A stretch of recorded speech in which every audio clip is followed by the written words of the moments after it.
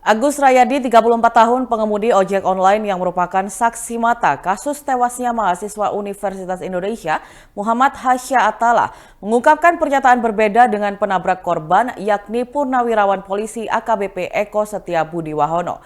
Agus mengungkapkan kala itu ialah yang menelepon ambulans seusai kejadian kecelakaan. Ia pun juga yang menemani Hasya ke Rumah Sakit Andika hingga mengurus berkas pengobatan korban.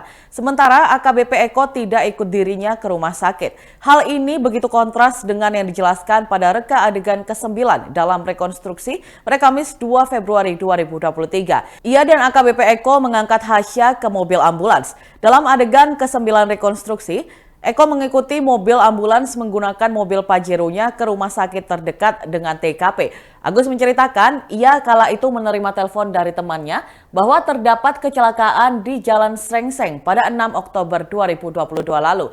Ia kemudian langsung menuju lokasi dan tiba pada pukul 21.20 waktu Indonesia Barat. Pada saat tiba di lokasi, Hasya sudah tergeletak di pinggir jalan bersama Eko. Melihat keadaan itu, Agus langsung berinisiatif menelepon ambulans untuk menolong Hasya yang kala itu sudah tidak berdaya di pinggir jalan. Ambulans pun tiba di lokasi tak lama setelah dihubungi. Kemudian ia bersama Eko langsung mengangkat Hasya ke dalam mobil ambulans dan turut membawanya ke rumah sakit. Agus mengatakan ia turut mengurus berkas pendaftaran Hasya di rumah sakit.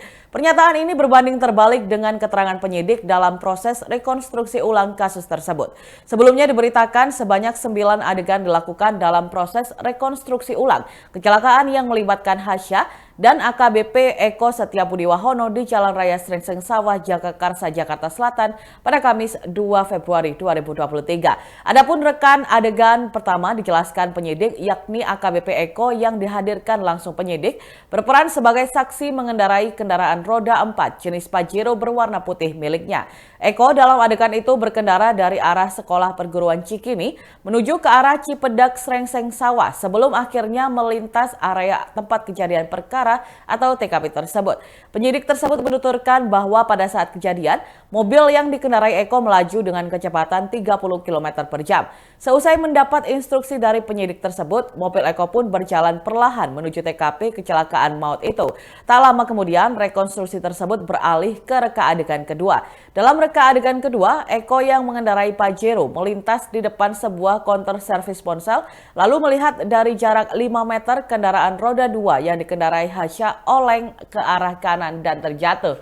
Dalam reka adegan kedua, Eko yang mengendarai Pajero melintas di depan sebuah konter servis ponsel, lalu melihat dari jarak 5 meter kendaraan roda 2 yang dikendarai Hasya oleng ke arah kanan dan terjatuh. Lalu dalam adegan ketiga, Eko disebut telah melihat sepeda motor berhenti di tengah jalur dan hendak berbelok ke arah kanan dengan menyalakan lampu sein. Di saat yang bersamaan, mantan perwira menengah polisi itu juga melihat kendaraan roda 2 yang dikendarai Hasya melaju dan berusaha mengerem.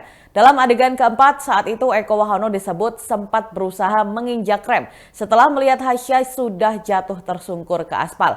Namun nahas lantaran jarak yang sangat dekat terjadi benturan antara mobil Pajero milik Eko dengan sepeda motor milik Hasya.